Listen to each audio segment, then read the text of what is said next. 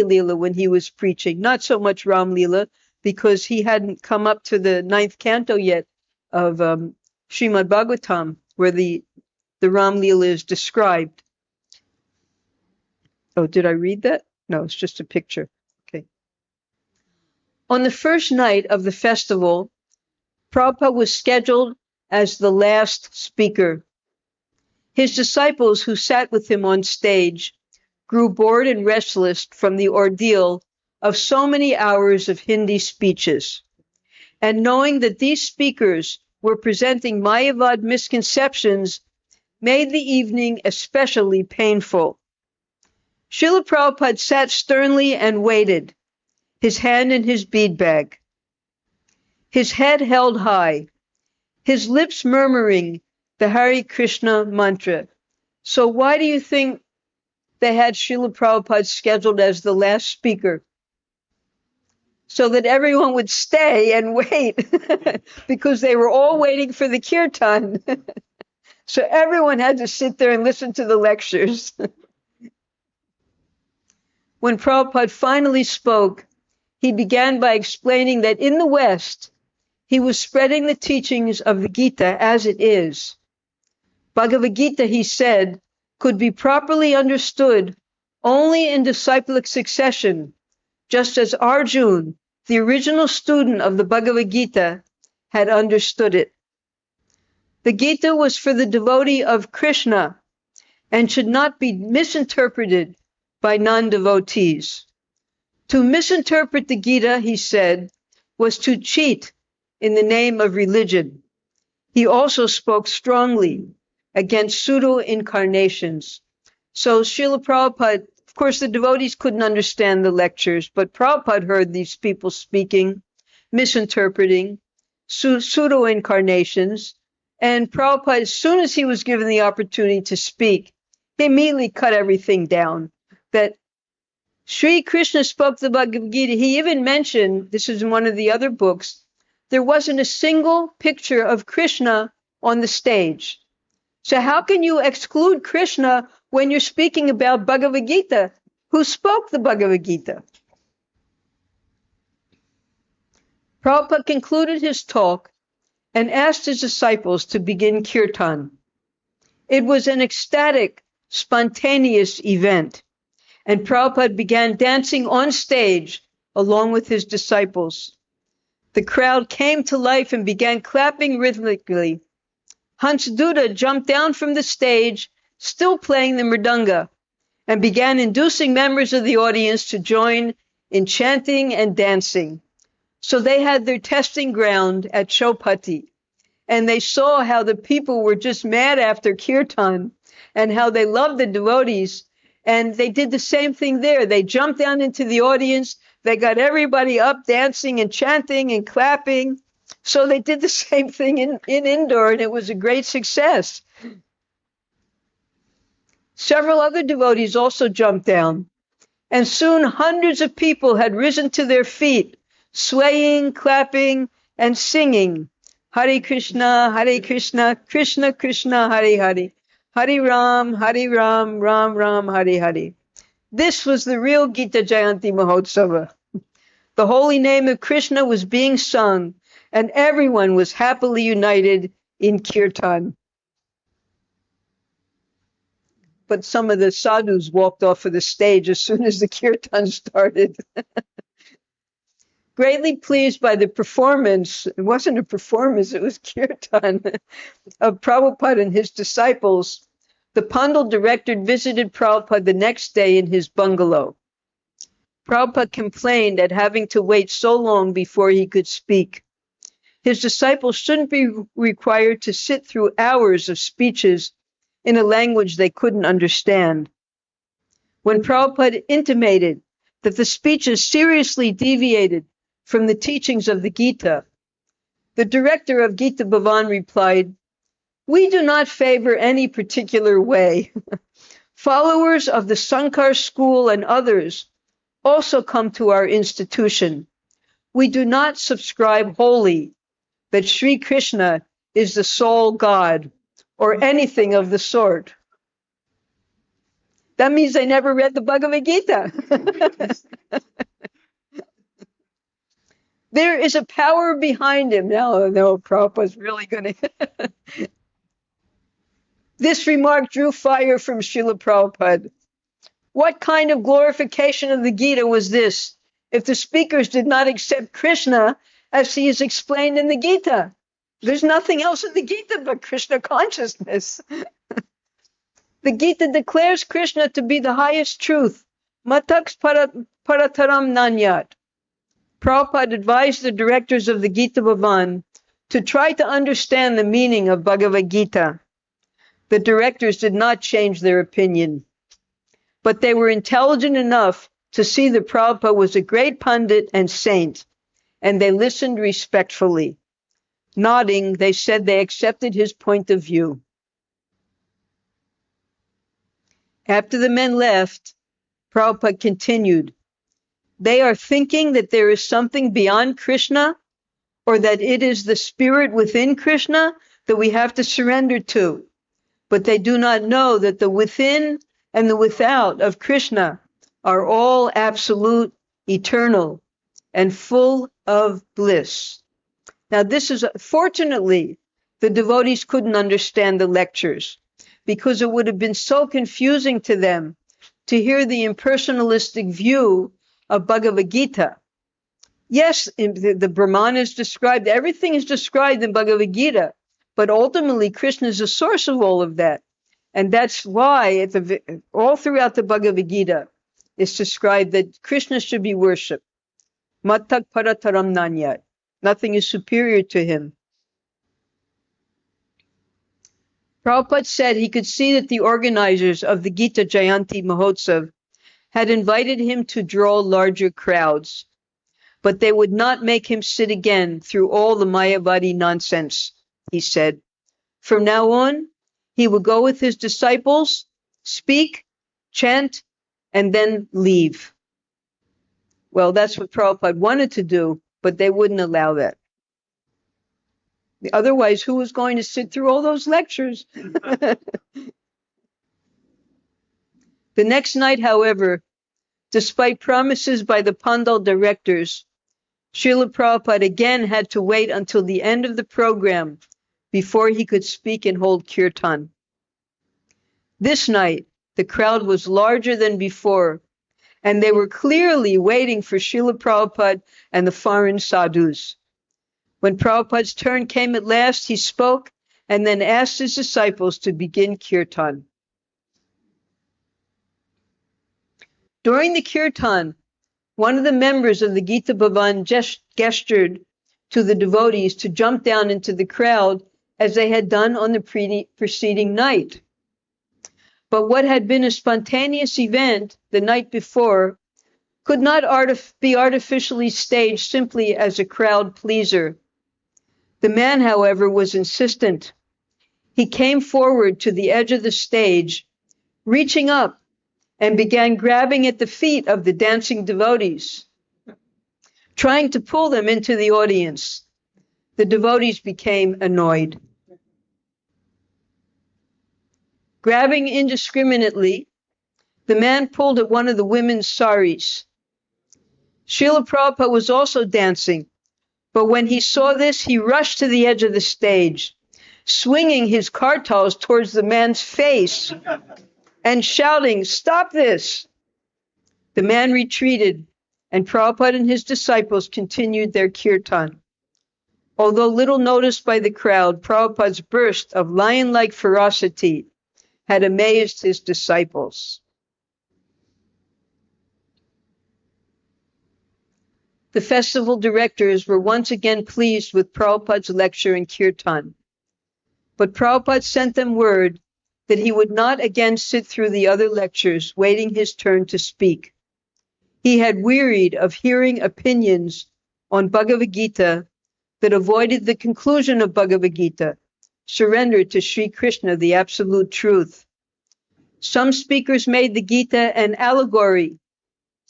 Some said that Krishna was not an actual historical personality. And some simply took advantage of the Gita's popularity to put forward their own political or social philosophies. So one such allegory is that the 5 Pandavas are the 5 senses, all types of things. And then the chariot is our body. And of course, we know that the atheists, they'll take advantage of Bhagavad-Gita. Even Hitler studied Bhagavad-Gita. That was where he got the idea of the Aryans. So there's so much misinterpretation that can be drawn out of misunderstanding Bhagavad-Gita. And that's why it has to be understood through the disciplic succession coming from Arjuna. That's what Prabhupada said in the very beginning. And as for historical personality, Prabhupada and his disciples had just come from Amritsar. They had just crossed Kurukshetra, the place where Bhagavad-Gita was spoken. Kurukshetra exists. It's a place of pilgrimage. The very place where Krishna spoke Bhagavad-Gita is still present there. But some people don't want to accept that. They want to use the Bhagavad-Gita for their own philosophy. And one example is Bhagavad-Gita was spoken on a battlefield. Krishna encouraged Arjuna to fight. Now, if Krishna is encouraging Arjuna to fight, where do you get the philosophy of nonviolence? So we won't go any further than that. But this is how people would take the Bhagavad Gita and infuse their own political ideas into the teachings of Krishna.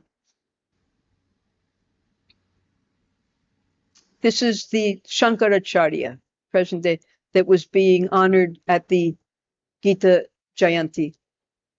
A person with his own philosophy should write his own book, Prabhupada said, not use as a vehicle for his own ideas the Bhagavad Gita, a scripture worshipped by millions and respected throughout the world.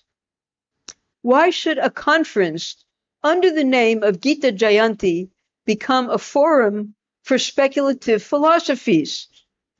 Bhagavad Gita states that the Gita itself is the essence of knowledge, meant to benefit the entire world. To misrepresent the Gita, therefore, was the greatest disservice. Prabhupada felt that by sitting through such a program, he and his disciples were tacitly approving the blasphemous speeches, because they were having to listen to these Mayavad philosophies, and Chaitanya Mahaprabhu strictly forbade his followers to hear Mayavad philosophy. So now Prabhupada is going to make a very major decision. On the 3rd night of the festival, Prabhupada and his disciples came early to the stage, having been promised by the festival directors that they would be first on the program. But when another speaker stood and began his discourse, Prabhupada, followed by his disciples, stood and walked off the stage. The festival director was quite disturbed by this, since most of the audience had come especially for the Kirtan. He pleaded with Prabhupada to return, but Prabhupada refused. Prabhupada was a follower of Lord Chaitanya. He wasn't going to listen to this Mayavad philosophy. He did agree, however, to send his disciples every night. They would speak and hold Kirtan. Srila Prabhupada's disciples found the morning Bhagavatam classes in Indore especially relishable. Not only was the setting intimate, 10 devotees sitting with Prabhupada in his room, but the Bhagavatam story was intriguing, one they had never heard before.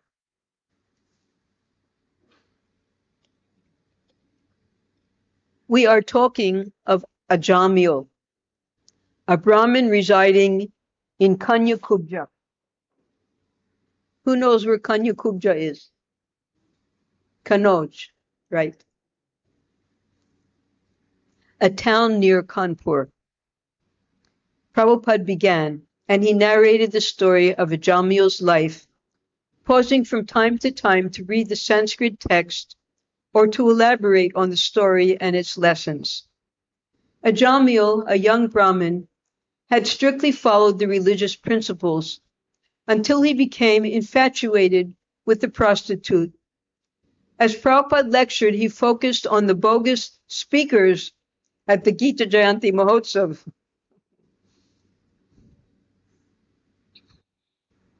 There are so many things to know, but these things are not being discussed here.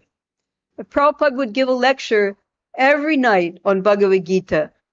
In all of our hundreds and hundreds of temples around the world, every day a lecture is given on Bhagavad Gita. Every single day, one sloka. Year after year after year, is now 60 years this is going on. And there's always something new and wonderful to discuss about Bhagavad Gita. But no one was discussing Bhagavad Gita at the Gita Jayanti.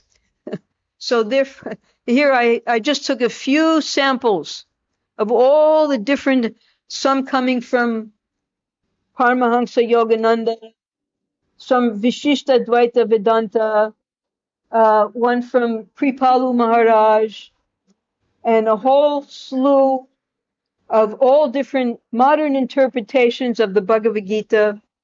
The Bhagavad Gita according to Gandhi. Feel the Bhagavad Gita, that's a new interpretation. Feel the Bhagavad Gita, a modern interpretation. Bhagavad Gita simplified. Bhagavad Gita for common people.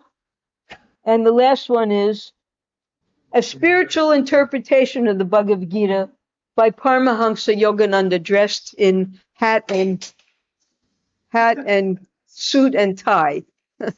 So we've got a lot of different, and this is why Prabhupada stood up and left. He wasn't going to listen to this anymore. There's so many things to know, but these things are not being discussed here. It is very cheap to do whatever you like. You simply meditate and you become God. So much cheating is going on all over the world. The so-called yogis say, you meditate, and as soon as you are realized, you become God. The Bhagavad Gita is being interpreted in so many different ways, and these so-called explanations are being accepted by the innocent public as authoritative knowledge. So you saw the crowds, hundreds and hundreds of people, and they're all hearing this Mayavad philosophy. And these are great acharyas coming from all over India, and they assume that what they're saying is correct. And therefore, Prabhupada would not accept it anymore. After the third day, that was it. He wasn't going to take part, because if he sat there with the Mayavadis, it meant that he was also facilitating this program. Someone is explaining that Kurukshetra means this body, and Panchapandava means the senses. But this is not explaining. How can you explain the Bhagavad Gita as it is when you do not understand it? Such an attempt is nonsense. So that's why Srila Prabhupada as he was speaking from the Srimad Bhagavatam, because that was what he was translating at the time, Canto 6, he was so far ahead by that time. He would revert back to what the devotees were experiencing in this Gita Jayanti Mahotsav. How these people, they're speaking Bhagavad Gita, they don't even understand Bhagavad Gita. And how this Brahmin boy, who was thoroughly innocent, he became contaminated by seeing a prostitute and a low-class man in the forest when he went to pick flowers. And from that, he fell down and he lost all of his Vedic, he temporarily lost. Later, he was able to come back up to the platform. In his second lecture, Prabhupada narrated more of Ajamila's life. His leaving his chaste wife and going to live with the prostitute, his adopting illegal means for supporting her, his having 10 children by her, and living sinfully until his 80th year. This story took place, Srila Prabhupada said, thousands of years ago. At that time, there was only one Ajamila, but you will find many Ajamils like that at the present moment, because it is the age of Kali. Ajamil had great affection for his youngest son, Narayan. And as Ajamil lay on his deathbed and saw the agents of death approaching, He cried out for his son, Narayan. Prabhupada continued his story. He was just on the point of death, so naturally he had affection for his son.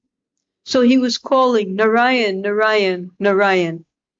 Actually, in the Srimad Bhagavatam, Prabhupada explains that you only have to say Narayan even once, and that's sufficient. But they've said it 3 times. But Narayan, one time Narayan is enough to save you. Please come here, please come here. That is natural. I know my father, so Prabhupada is speaking about his father now. When he was dying, I was not at home. So he was living for one day to see me. He was always inquiring whether Abai has come back, like that. So father's paternal affection is like that. And similarly, Ajamila was calling Narayan, Narayan. Narayan is also a name of Krishna. And Prabhupada said that according to Bhagavad-Gita, if a person remembers Narayan or Krishna at the time of death, he becomes liberated. One's mentality at death determines one's next birth. Because the devotee is Krishna conscious, he enters the spiritual world at death. And because the materialist is absorbed in sense pleasure and mental speculation, he has to take birth after birth in the material world. Prabhupada gave an example. So those of us who have read the 6th canto, we know that when Ajamila shouted out Narayan, Narayan, he didn't die at that time. Narayan in Vaikuntha heard him calling and sent the Vishnu Dutas to protect him from the Yamadutas. And there was a conversation that went on over the dying Ajamila. Ajamila heard it, and the Vishnu Dutas were able to drive away the Yamadutas. The Yamadutas were nothing like that had ever happened before. They went back to their master Yamaraj, inquired from him, who are these people? We've never seen anyone who was able to overcome your supremacy of a dying sinful person, and he was so sinful. So, but by the power of the Vishnu Dutas, Ajamila went back into his body. He was still he was alive. He immediately gave up his sinful life and went to attain spiritual perfection in the association of devotees.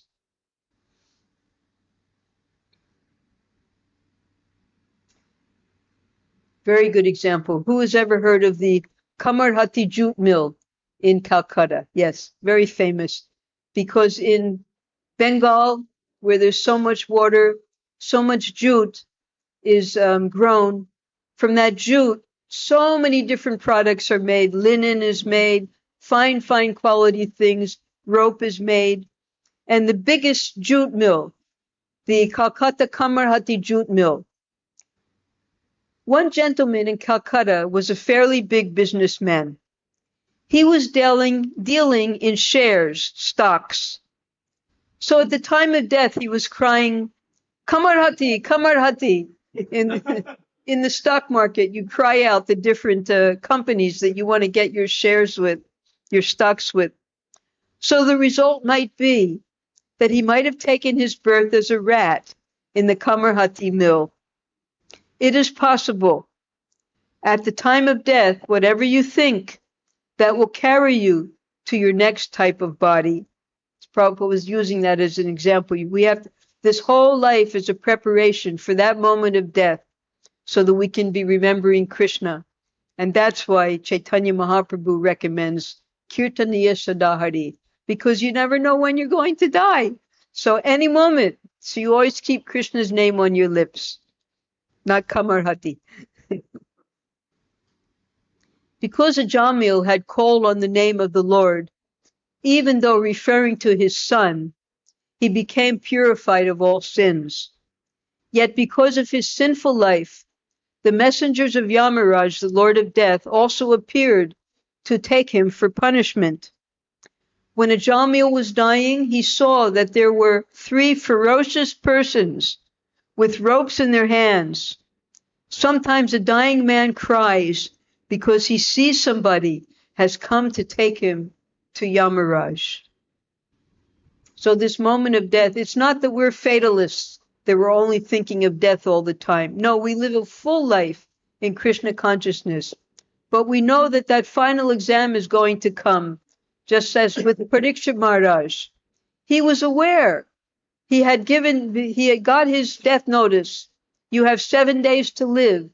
He immediately gave up everything, and he went to the banks of the Ganga to hear Srimad Bhagavatam so that he would be prepared at the time of death. So each one of us, we have that choice. Are we going to be chanting Kamarhati, Kamarhati? That's why when the Grihastas recommended, they name their children Krishna Das, Narayan Das, Radharani Dasi, all spiritual names, so that when they're thinking of their children, at the same time they're chanting the holy names. That's a type of purification in Grihasta life.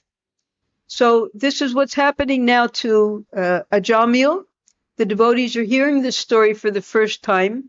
Prabhupada had never described the story of Ajamila before this, and they're appreciating very much this association intimately with Prabhupada. He sees, and he is very fearful. So Ajamila also became fearful. The assistants of Yamaraj have hair very curled, and the hairs on their bodies are standing. Now at the time of Ajamila's death, the assistants of Yamaraj came to take him. Prabhupada paused. We shall discuss sometime again. And he ended his lecture. I think we're going to end now also. Let's see. One more we can give. Okay. This is a new part in the indoor pastimes with Srila Prabhupada. We'll start. Prabhupada began making life members in Indore by sending Hansaduta out alone. Hansaduta was inexperienced and even skeptical that anyone would pay the 1,111 rupees. Hansaduta. One day, Prabhupada told me to go to the market with a neighbor and take these books. He had 3 Krishna books, and try to make some life members. Just show them the books, he said. Tell them this is a token of our work. Then ask them to please help our mission by becoming a life member for 1,111 rupees. I was thinking that no one was going to give 1,000 rupees for 2 or 3 books, so I just didn't do anything about it. I just avoided the issue. He didn't go. The next day, Prabhupada gave me the same instruction, but again I didn't do anything. On the 3rd day, he said I had to go. So I went next door and got a man who took me to the cloth merchants. We went to the shop of the biggest cloth merchant in Indore. The man didn't speak English. So the neighbor who had accompanied me translated. I would say, tell him this, tell him that, and the man would translate everything. After I had exhausted my presentation, I said, now ask him to give a check for 1,111 rupees. My translator relayed the message, and the merchant immediately took out his checkbook and wrote the check. Then we visited another merchant, and the same thing happened. He immediately wrote a check. We went to another merchant, and he also became a life member. So I made 3 life members on the first day. And when I came back and told Prabhupada, he was in ecstasy. By sending disciples, and by sometimes going out himself, Srila Prabhupada soon had 12 ISKCON life members in Indore. Prabhupada, Hansaduta, and Giriraj visited the king of Indore and invited him to become a life member, but the king declined. In one of the other books, I think it was Guru Das's book, what happened actually was that he wrote a check and it bounced. The devotees were disappointed, And in the car on the way back to Gita Bhavan, Hansaduta asked Prabhupada, did I say the right thing about the books? My books are like gold, Prabhupada replied. It doesn't matter what you say about them. One who knows the value, he will purchase. All right, so we'll continue next week. Hare Krishna. Jai. Hare Krishna, Krishna Krishna, Hare Hare, Hare Rama.